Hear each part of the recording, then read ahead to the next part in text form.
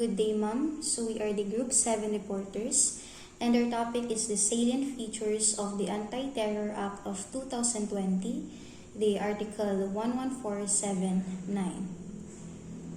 Anti-Terrorism Council, Section 45, Rule 3. The Anti-Terrorism Council shall assume the responsibility for the proper and effective implementation of the state policies against terrorism. So the Council is tasked with ensuring the proper and effective execution of state policies aimed at combating terrorism.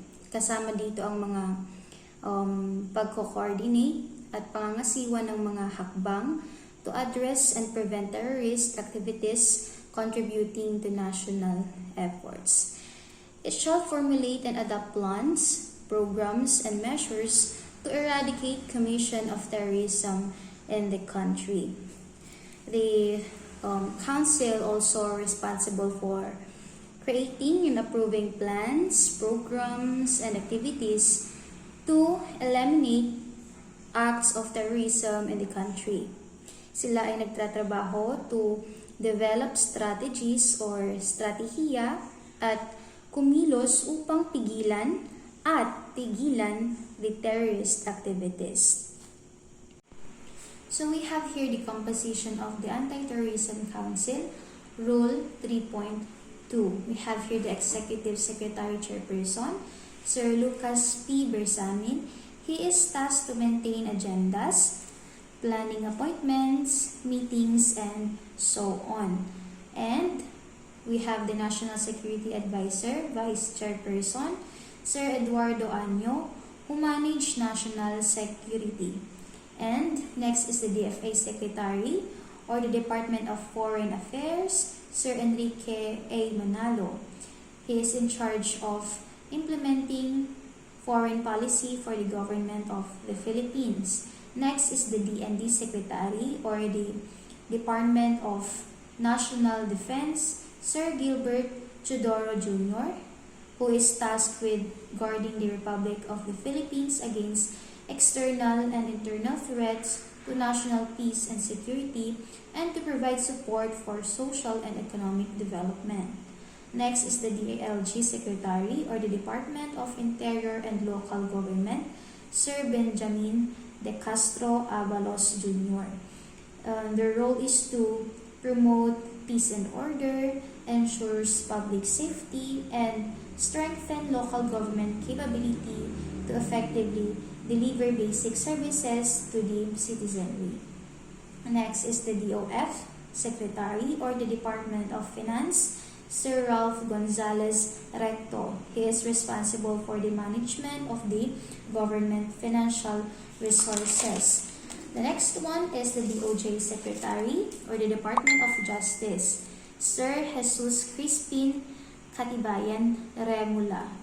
He exercises the administrative adjudicatory powers over all controversies, including government-owned and controlled corporations, including their subsidiaries.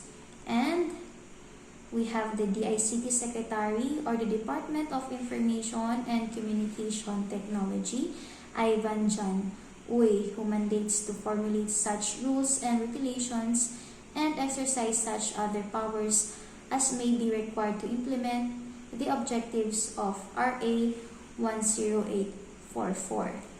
And lastly is the AMLC Secretariat or the Anti-Money Laundering Council by Matthew M. David, who is mandated to protect and preserve the integrity of the Philippine financial system, including the confidentiality of bank accounts. Now, let's proceed to extraterritorial application. We have first the outside of the Philippine territory. Filipino citizen who commits any of the proscribed acts outside the territorial jurisdiction of the Philippines. It means that the law extends beyond the borders of the Philippines. In this context, if a Filipino citizen engaged in any prohibited acts outside the country, they can still be held accountable under the law. This allows the legal system to address offenses committed by Filipino citizens beyond Philippine territory. And second, within the Philippine territory, individual persons who commit any of the proscribed acts inside the territorial limits of the Philippines on board Philippine ship or Philippine airship, within any embassy, consulate, or diplomatic premises belonging to or occupied by the Philippine government and official capacity, against Philippine citizens or persons of the Philippine descent where their citizenship or ethnicity was a factor in commission of the crime, and commit the proscribed act directly against the Philippines. And so what is terrorism? As per Section 4 of the Anti-Terrorism Act and Rule 4.3, terrorism involves actions with specific elements. First is cause death or serious bodily injury to any person or endangers a person's life. It involves actions leading to loss of life, severe physical harm, or putting someone's life at significant risk. Second, cause extensive damage or destruction to a government or public facility, public place, or private property. It involves intentional acts resulting in substantial harm or destruction to government or public structures, public place, or private properties. It causes extensive interference with damage or destruction to critical infrastructures. It encompasses activities that significantly disrupt, damage, or destroy critical infrastructure essential for the functioning of society. Next is develop, manufactures, possesses, acquires, transports, supplies, or uses weapons, explosives, or of biological, nuclear, radiological, or chemical weapons. It involves engaging the activities related to creation, possession, transportation, supply, or use of various types of weapons or materials with the potential for widespread harm. And release of dangerous substances or causing fire, flood, or explosion. Purpose of terrorism. 1. Intimidate the public. Second, create an atmosphere or spread a message of fear. 3. Provoke, intimidate to government or any international organization. 4. Seriously destabilize or destroy the fundamental political, economic, or social structure of the country. And lastly, create public emergency or undermine public safety. Terrorism is typically driven by political, ideological, or religious motives with the aim of instilling fear, coercing governments, or achieving specific goals. It is widely condemned as a method due to its impact on innocent lives and societal stability.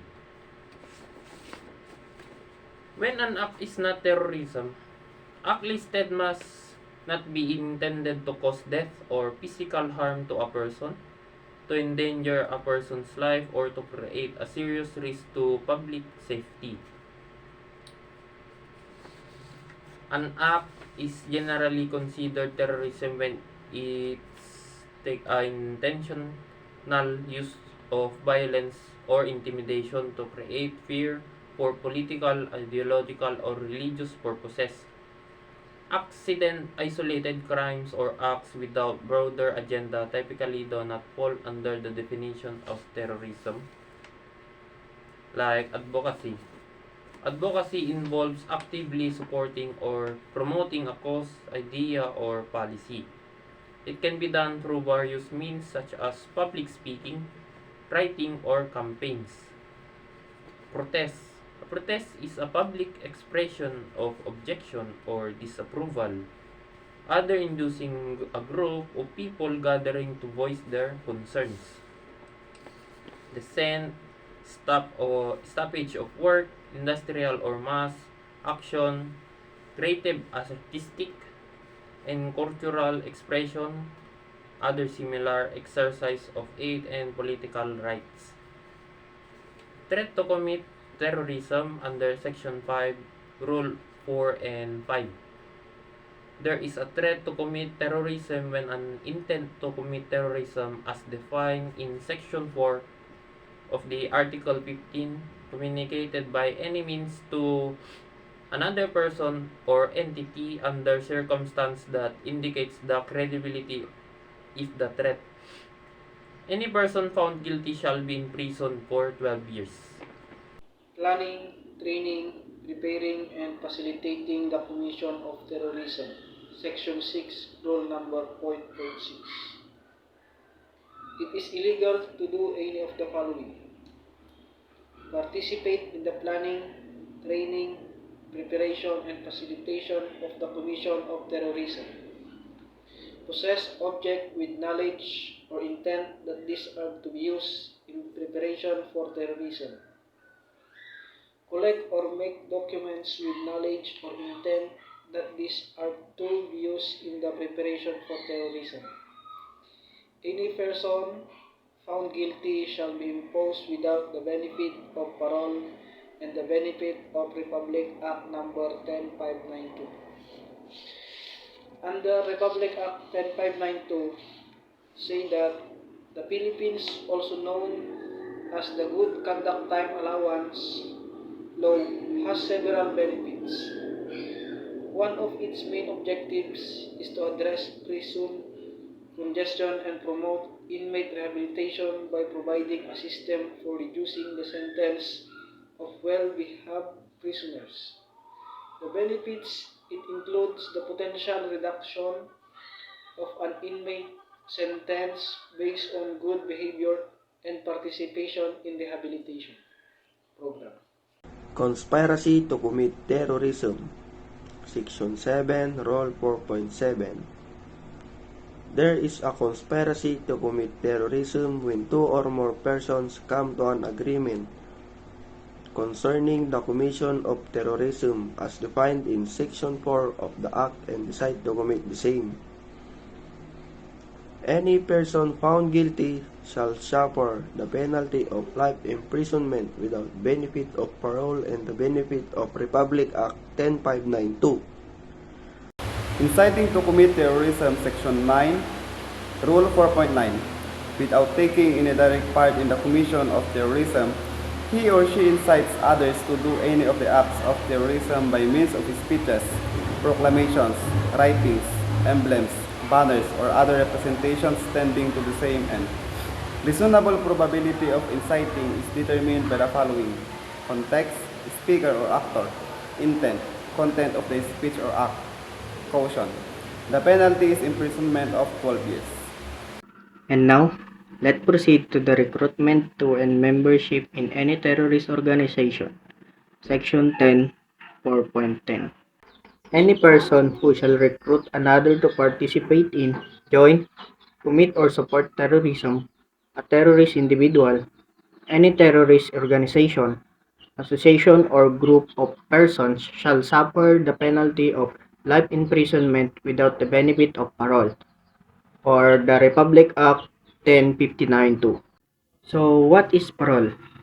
Parole is a legal process in which a prisoner may be released from jail before completing their full sentence on the condition that they abide by certain rules and regulations.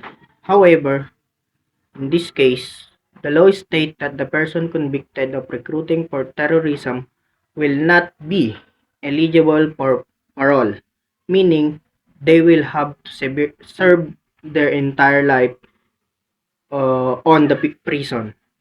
This law aims to deter individuals from engaging in terrorist activities and to prevent the spread of terrorism by cutting off its recruitment efforts. It also serves as a warning to those who may be considering recruiting others for terrorism that they will face severe consequences for their actions. Next is providing material support to terrorists and humanitarian exemptions. Section 13, Rule 4.14. The term providing material support to terrorists refers to the act of providing any type of assistance, resources, or goods to individuals or organizations that are designated as terrorists by the government. This could include financial support, trainings, weapons, transportation, communication equipment, or any other type of aid. Humanitarian activities undertaken by the International Committee of the Red Cross, the Philippine Red Cross, and other state-recognized impartial humanitarian partners or organizations in conformity with the international humanitarian law do not fall within the scope of Section 12 of this Act. Permissible surveillance of the suspected persons, interception, and recording of communications.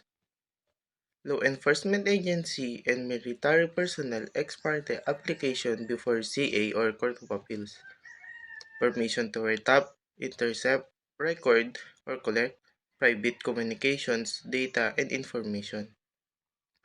The order to compel shall be compelled with by the TSP or telecommunications service providers and internet service providers. Exception: lawyer and client's privilege, doctor and patient, journalist and their source, private business correspondence,